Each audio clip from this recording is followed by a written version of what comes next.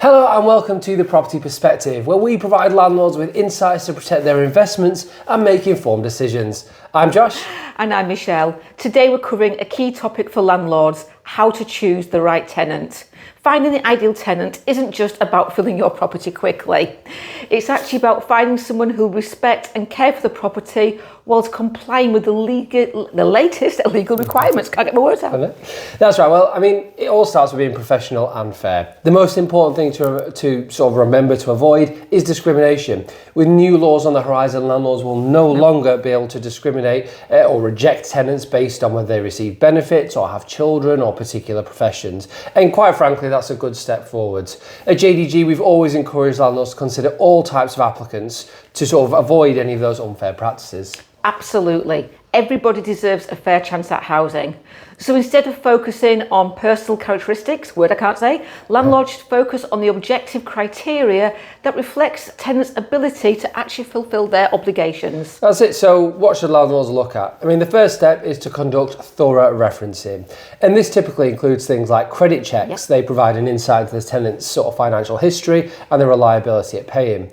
Income references, verifying a stable income regardless of where that comes from. That's absolutely key to ensuring tenants can afford the rent. Landlord references, if they've rented previously, they can reveal how sort of like a tenant treated their previous property and whether their rent was paid on time. Yep. And another important consideration is actually affordability.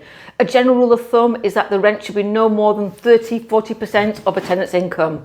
This actually ensures they can comfortably afford the property without stretching themselves too thinly. Referencing companies tend to look for an income of 30 times the rent. So for a property with a rent of £700 per calendar month, we would need to see a stable income of around £21,000 coming into the household overall. That's right. So, I mean, it's a good point, but we have to also consider sort of gut feelings. Whilst it is important to trust your instincts, decisions should always be sort of backed by evidence. So, for example, meeting the tenant can help you gauge their reliability, but it's vital to combine that with the information you get from referencing. And of course, don't forget, it's essential to treat all potential tenants fairly and consistently. So, for example, if you require proof of income from one tenant, you must ask the same for all applicants. This avoids any perception or bias of discrimination. That's true. So, let's also touch on tenant interviews. If you're conducting viewings or meetings, ask open-ended questions such as, what's your ideal move-in date? Do you have any specific requirements for the property? How long are you looking to rent? These kind of questions are actually great for understanding whether the tenant's needs align with your property without veering into, well, inappropriate territory. Asking personal questions. Yeah. So another tip is to set clear expectations early on. Include things like your policies on maintenance, pets, smoking in the tenancy agreement. Transparency helps avoid misunderstandings later on. And finally, don't rush the process.